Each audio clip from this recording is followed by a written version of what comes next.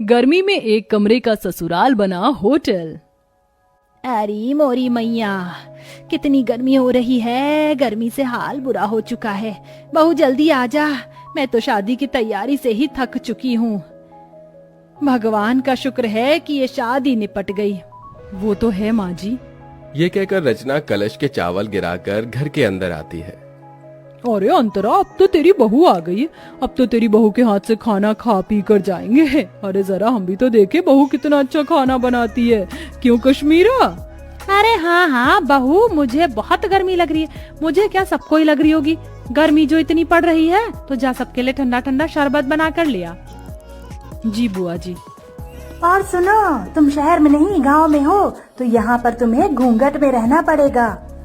जी बुआ जी। अरे पर बहू देखेगी कैसे? उसने इतना मोटा और भारी लहंगा पहन रखा है, कपड़े तो बदलने देते। ओहो, जब तक बहू कपड़े बदल कर आएगी हम तो पसीने में तर हो जाएंगे। इससे पहले बहू तू कुछ शरबत लिया। जी लाई। अरे बहू, थोड़ा घूंघट और करो, हम तुम्हारे ससुर समान हैं, तुम्हारे ससुर के बड़े भाई। और हाँ, शरबत सत्तू या बर्फ डालकर लाना। जी ताऊ जी। माँ जी, रसोई कहाँ है? अरे बहू, तुझे रसोई ढूंढने में कोई परेशानी कैसे हो सकती है? वो देख, तेरा ससुराल एक कमरे का है, इस एक कमरे के कोने में हमारी रसोई। वो देख, जा जाकर शरबत बना दे, सभी मेहमान इंतजार कर रहे हैं। इसका मतलब हमारे सारे रिश्तेदार यहीं रहेंगे, इस एक कमरे के ससुराल में? और कहाँ जाएंगे बहू? यहाँ पूरे में बिस्तर बिछा देंगे, सब यहीं लेट जाएंगे। हे भगवान, इतनी गर्मी में सारे लोग एक ही कमरे में कैसे रहेंगे? ऊपर से रसोई भी यहीं है, सारी गर्मी इधर ही आ जाएगी। ऊपर से मुझे ना कपड़े चेंज करने दे रहे, ना घूंघट हटाने दे रहे।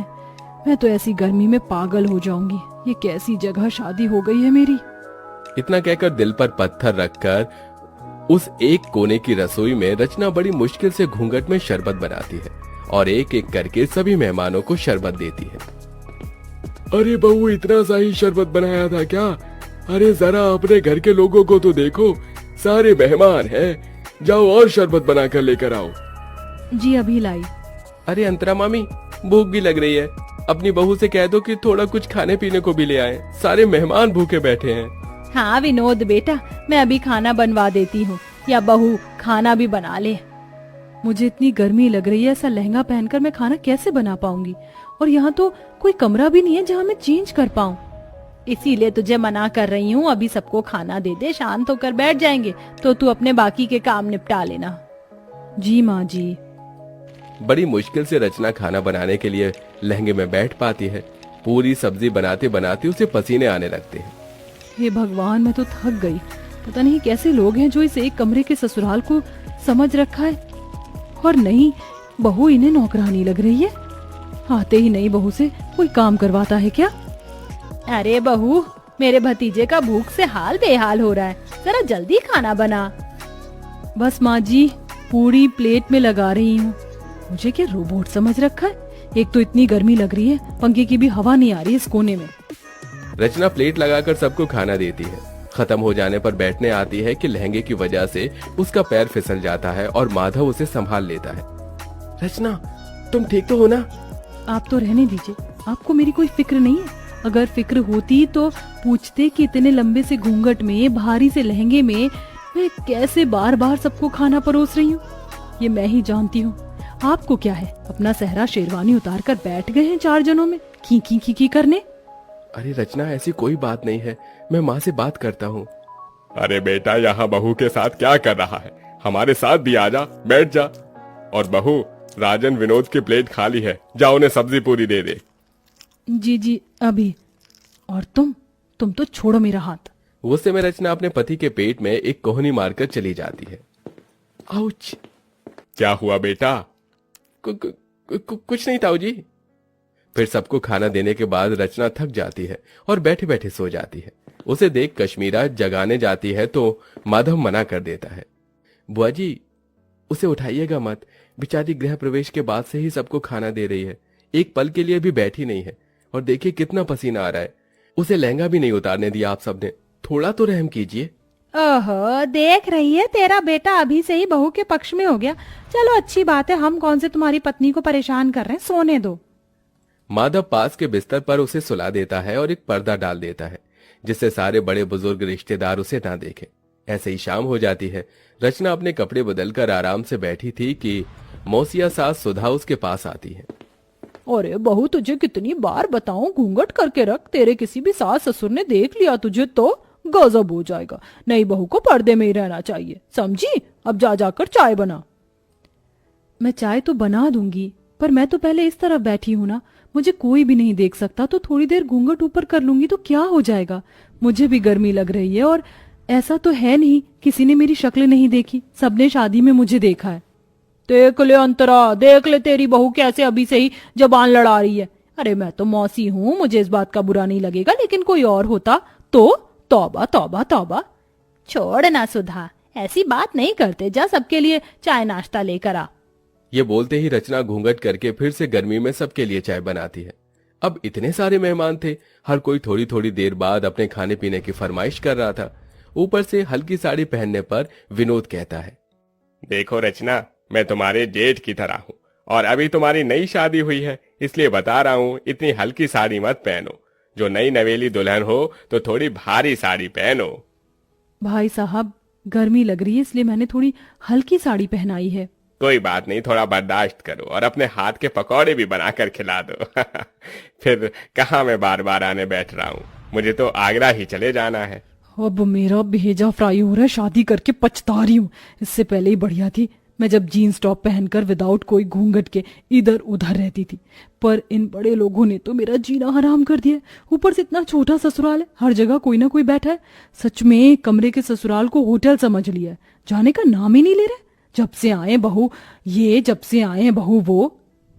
जी भाई साहब, लाई अभी पकौड़े। इतना कहकर रचना फिर से चूल्हा जलाकर गर्मी में बैठकर पकौड़े बनाती है।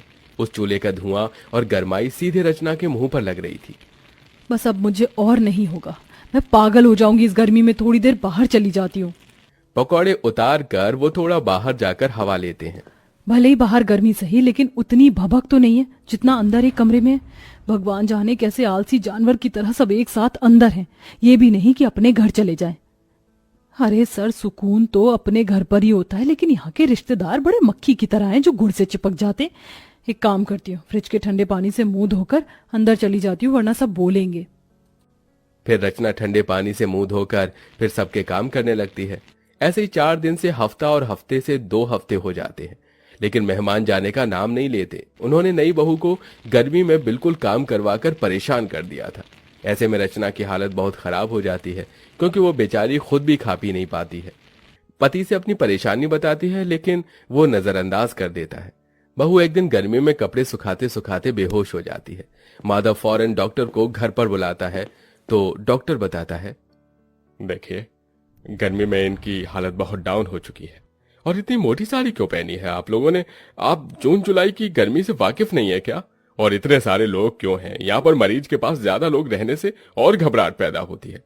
देखिए माधव जी, हो सके तो थोड़ा रेस्ट करने वाला एनवायरनमेंट प्रोवाइड करवा दो तो बेहतर होगा। जी डॉक्टर। ये सब इसी वजह से हो रहा होगा। बहू ने मुझे बोला था कि उसे परेशानी हो रही है, फिर भी मैंने इसकी एक नहीं सुनी। बेटा, डॉक्टर साहब सही कह रहे हैं। देख, बहू का पगफेरा भी नहीं हुआ, ऐसा कर तू इसके मायके ले जा इसे। ठीक है माँ। बहुत हो गया, कहीं ना कहीं ये रिश्तेदार भी मेरी बहू के इस हालत के जिम्मेदार हैं। बहुत दिन खाना खा लिया मेरे घर को होटल समझकर, अब मुझे इन्हें यहाँ से निकालना ही होगा। सुनिए, आप सब थोड़ा बाहर जा सकते हैं? जो डॉक्टर साहब ने बोला है उसी के लिए बोला है मैंने। हाँ हाँ ठीक है, चलो चलो सब बाहर चलो।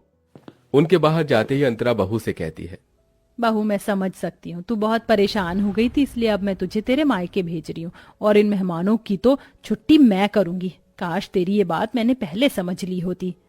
कोई बात नहीं माँ जी, ये सब हो जाता है, आप अपना ख्याल रखना। हाँ हाँ। कुछ देर बाद माधव रचना को लेकर उसके मायके चला जाता है और फिर अंतरा शाम से लेकर अगले 4 दिन तक रोज फीका खाना बनाती है और बहाने लगाती है। तभी सुधा, कश्मीरा, मुकेश खाने को मना कर देते हैं। अरे नहीं नहीं, बस जिज्जी, अब और नहीं चाहिए। अरे खा लो पेट भरकर, बहू के हाथ से भी तो कहते थे बार बार।